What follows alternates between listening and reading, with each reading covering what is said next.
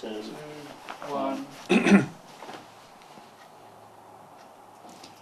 Hello, I'm Chris Hayden. I'm the media tutor here at Freewheelers, and we're starting up our history project. It's late March 2013, and we're also beginning our digital record.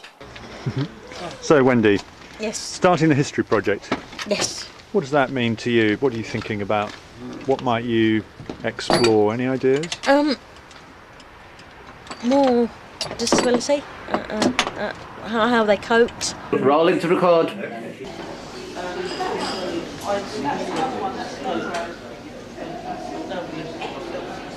How would you feel if this happened to you?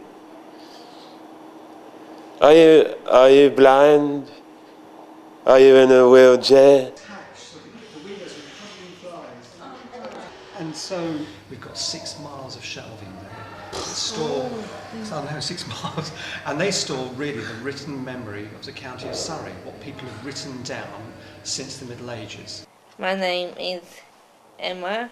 People call me Ems, and it is late March, I think. And I've been doing a history project, mainly about epilepsy and people who had it.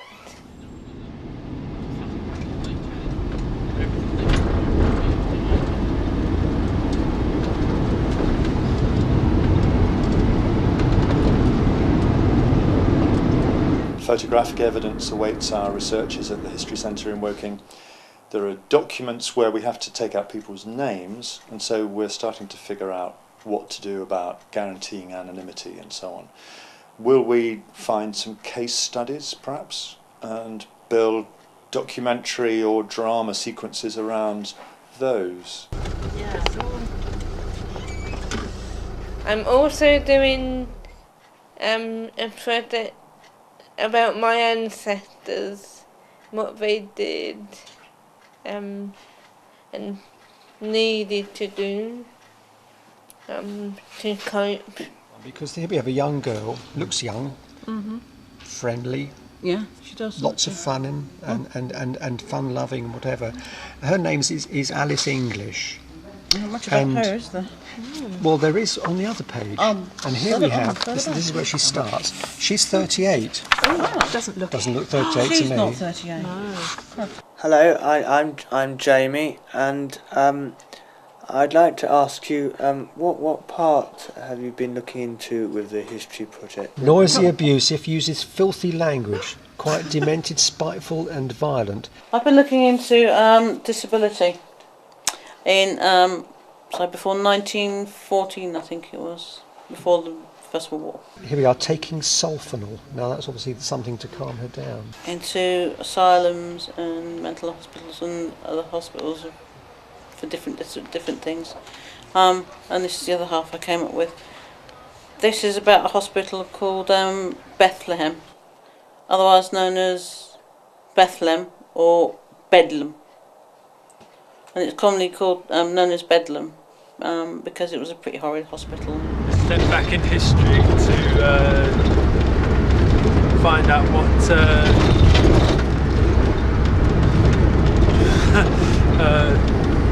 it was like back then, and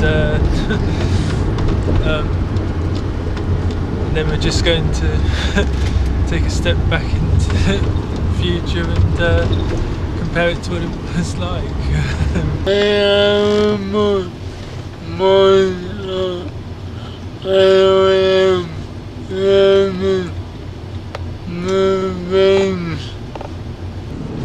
I don't know, it's going to be really good.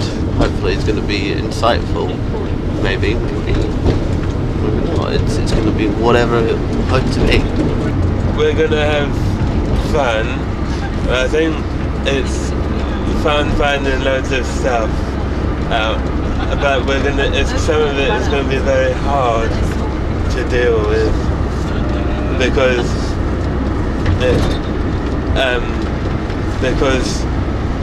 we're looking back over our lives, so some of it will be quite painful for some people. Yeah, guys. Yeah. I'm down.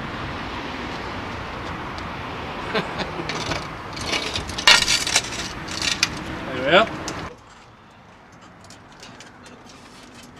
are. Came up with some really interesting things about what it was like, about how people were treated in the early century. 50s, because people weren't necessarily good at keeping themselves clean, washing their hands. Are encouraged to go out in the community. I don't know how much research you've ever done using archives and establishments like this. We're beginners. You're beginners. Yes. I'm going to teach you a little bit today, if that's all right with you, on how to sort of go about this research. Thank you very much. I'll be back in just a second. He was 15 years old when he was first taken ill, and his supposed illness was epilepsy. And his father was called George, his mother's called Rose Ellen, and it says he is strange in his manner, sometimes appears sullen, at other times laughs in a foolish way, says he wants to go away but says he cannot work as he's too weak, though he appears to be quite strong.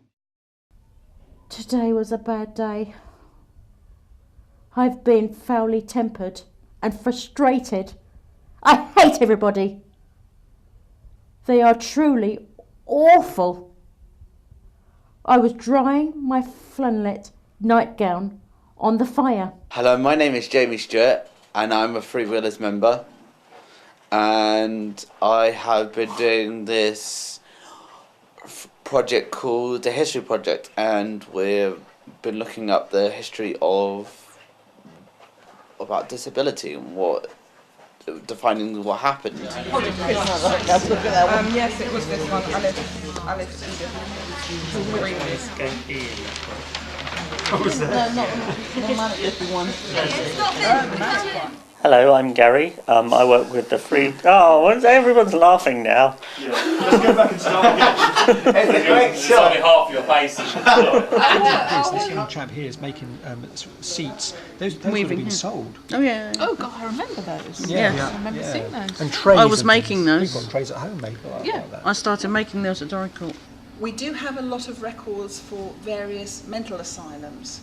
Hello, I'm Gary. I work with the Free Willers on a Tuesday. And I work as part of the media group, and we're doing a history project, which is looking at the history of people with long-term mental health issues in and around Surrey. So this is obviously some kind of workshop for occupational therapy in some form, isn't it? They're making things. These very early medical case books are tremendous because they've got photographs of the patients in. First day he was admitted, 24th of June 1904. Physical description, the nervous system, the vascular system. Okay. This way, yes? Okay, lovely, thank you. And this is a completely separate hospital? Yes, this is the Manor Hospital. This was the first one to be opened in Epsom. It took me 5 to 6 weeks, and it was a lot and hard work. It reminds me of people trying to electrocute other people to see if there's anything wrong with their brain. Here we have a much older record. That writing is quite small. It is, and this is 1876. What amazes me is that this is a newspaper report of those theatrical entertainments. So they were putting all of those column inches into the local paper, reporting all the entertainments at the hospital. It's extraordinary. You wouldn't get that now. No, absolutely not. No, that's amazing. So you have a very blow-by-blow account of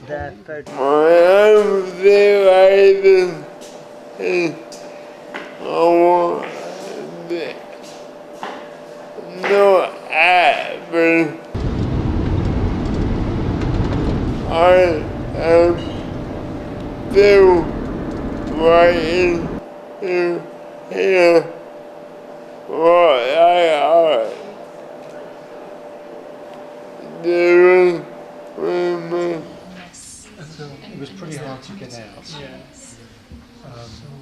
especially at this time. I think later, when lunacy laws changed, it was easy for some patients to go on give a special pass to go shopping.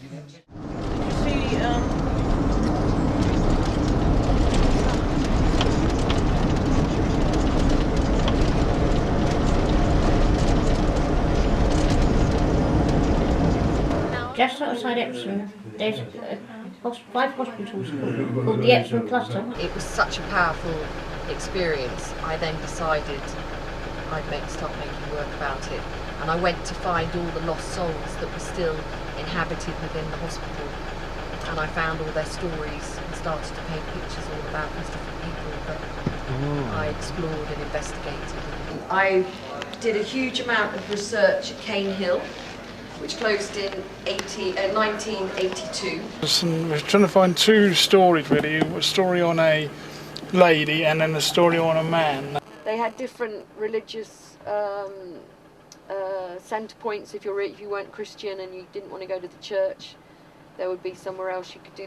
They all had, as films became very much part of recreation processes, they actually had their own cinema clubs.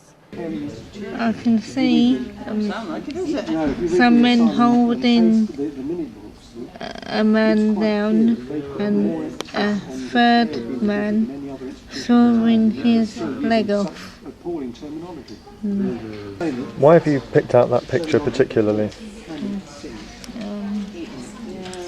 I seen the picture and I thought it was a little bit interesting, but if people, when you get sick and those hundreds of years ago, they couldn't do a lot, they could do things, they needed to do things like this. And now they can do operations and not saw their legs off. Yeah. No, I haven't. Dement with dirty in her habit, she has a particular method of drawing up her fractured arm and hitting other patients with a swinging movement. Discharged, relieved. Well, troops, that's it. Last big filming day for History Project. All right. Yes, yeah, it was really good. Very good. Good fun though, wasn't it? Now we've got to do the rest of the work. Yeah.